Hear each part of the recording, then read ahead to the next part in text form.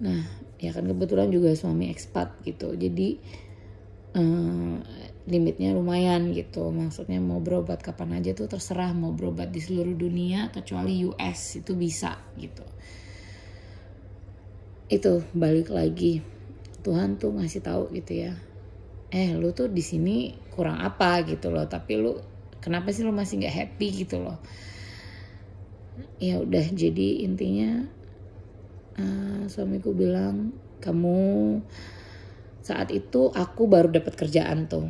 Aku baru dapat kerjaan, yang aku tangisin itu adalah masa gue baru dapat kerja gue mau dipecat, ya kan?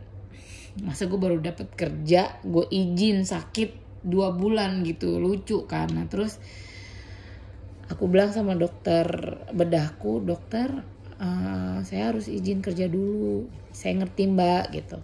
Ini se-urgent apa sih dok gitu. Mbak, beruntungnya mbak tuh dapet kanker tiroid yang sangat slow pertumbuhannya gitu. Terus dan ini mbak punya ini tuh perjalanannya 10 tahun loh mbak. Bukan yang seperti mbak bilang dalam perbedaan waktu 3 bulan dari dokter Mataram ke dokter Jakarta, masa saya langsung kanker sih dok? Enggak mbak, perjalanannya itu 10 tahun untuk bisa jadi seperti ini gitu. Nah terus akhirnya aku tanya sama dokter, dok ini se-urgent apa gitu, apakah aku minggu depan harus operasi? Ya kalau mbak bisa minggu depan kita kerjain gitu, kita jadwalin. Tapi balik lagi, jadwal dokter bedah onko itu kan tidak setiap hari gitu ya, dia juga sibuk juga gitu. Secara bedahku aja plannya bedahnya 4 jam sampai 6 jam tanpa neck dissection. Kalau pakai neck dissection itu bisa sampai 8 jam sampai 10 jam gitu.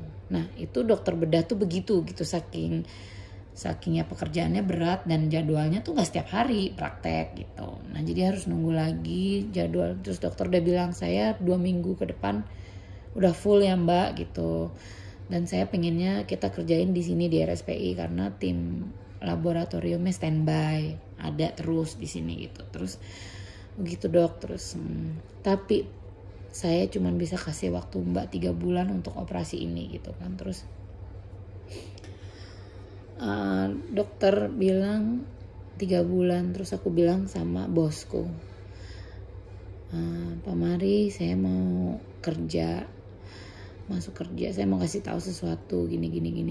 Oh pokoknya kita emosional lah gitu ya.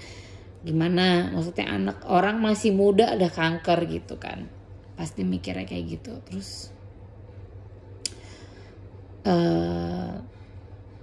tapi saya dikasih waktu Pak 3 bulan untuk kerjain ini gitu, untuk bisa balik lagi, takutnya ukurannya makin besar. Sekarang sih 3 cm gitu ya. Seserius apa ya serius, cuman ya nggak urgent seperti ini harus minggu depan gitu pak gitu. Terus jawaban bosku, nggak usah pikirin kita, kamu balik lagi ke Jakarta secepatnya gitu. Aduh, jangan pikirin kerjaan ada yang backup gitu ya, dan kamu posisi itu posisi kamu, nggak akan ada yang gantiin gitu. Di situ aku lega dengarnya, langsung aku booking dokter saya mau operasi tanggal 5 Agustus 5 apa 7 gitu ya, lupa deh pokoknya hari Senin. Nah terus aku sebelum operasi itu aku sempat ketemu endoku lagi ya, masih galau gitu kan. Dok, semua yang saya tonton, yang saya ini, mereka keluhkan bahwa mereka harus minum obat seumur hidup. No, jangan bilang kayak gitu. Itu bukan obat. Obat tuh obat jantung. Ini tuh seperti suplemen, seperti vitamin fungsinya gitu loh. Jadi dia menstimulasi si tiroidnya itu gitu loh. Karena kan udah nggak ada, distimulasi sama dia. Sama kayak kita nggak ada vitamin C, kita minum vitamin C. Jadi seperti suplemen aja, seperti gitu. Jangan bilang kayak gitu. Terus ketemu lagi konsul lagi sama dokter kan. Sebelum itu kan check up ini, check up itu, internis, check up jantung, check up ini, terus semua yang aku omongin tuh, saya takut mati dok gitu, saya takut gak bangun lagi gitu kan. Sama dokternya, bu, ajal tuh udah ada yang ngatur bu, ini bukan hanya di ruang operasi, ibu lagi duduk juga bisa meninggal gitu ya. Yang lucunya lagi, dokter anestesinya itu yang waktu kita biopsi itu, dokter anestesinya sama dengan yang waktu aku operasi besar. Aku bilang saat aku operasi itu, waktu aku biopsi, aku bilang, dok saya yakin saya gak ketemu dokter lagi. Aku bilang gitu kan. Saya cuma sekali dapat anestesi dari dokter. Saya yakin dok. Terus begitu pas operasi ketemu dia lagi, cekikikan, dok kenapa saya bisa ketemu dokter lagi? Nah kan katanya, ibu sih gak percaya. Saya bilang mungkin kita ketemu lagi bu, kata dia gitu. Terus ya udah, akhirnya aku kan udah bawa anakku tuh ya. Aku bawa anakku, suamiku datang belakangan karena dia kerja.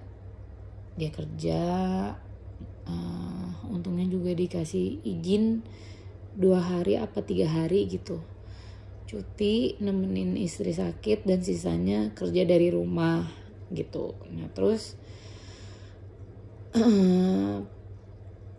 akhirnya kita operasi, keduanya diambil. Kakakku datang dari Medan untuk ya maksudnya kasih support. Aku beruntung punya keluarga yang maksudnya lengkap support gitu ya. Papaku juga teleponin terus, gimana keadaan kamu gitu. Terus aku ngebayangin kalau yang ngalamin ini terus gak ada support system gitu, pasti berat. Terus akhirnya aku operasi, aku harus tanda tangan kan ke possibility of neck dissection itu bisa jadi lebih lama gitu, karena disayat dari sebelah sini ke sini, di mana kelenjar getah bening itu berada, terus atau di mana nanti di sampelin dulu tuh. Jadi si salah satu kelenjar getah bening itu disampelin, diambil. Pada saat udah selesai operasi, aku masih teler gitu ya, maksudnya masih kayak nggak sadar. Yang aku ingat aku udah dipindahin dari kasur operasi ke itu. Nah terus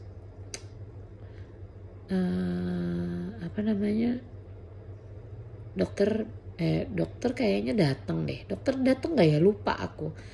Intinya tuh aku kebelet pipis, aku pengen ke toilet gitu kan. Tapi kan karena anestesi itu belum selesai di badan kita nggak bisa kontrol badan gitu loh. Tapi aku tuh pengen banget Pepsi gitu ya, sampai aku muntah, sumpah. Aku sekarang jadi nyesel ya kenapa aku minum saat sebelum operasi. Tapi kan dokter bilang boleh minum tapi makan jangan gitu. Aku minum terus aku muntah. Nah terus setelah itu aku bangun keesokan harinya, aku lihat langsung di sini banyak selang, ya kan, banyak selang. Terus aku bilang aku lapar gitu, suaraku masih serak gitu kan, tapi terus ngomong gitu. Aku dalam hatiku, kok aku ngomong ya gitu, karena banyak juga yang aku tonton suaranya hilang. Itu salah satu komplikasinya. Suaranya hilang dan harus melakukan operasi lagi untuk mengembalikan suaranya. Dia gak bisa ngomong, suaranya hilang.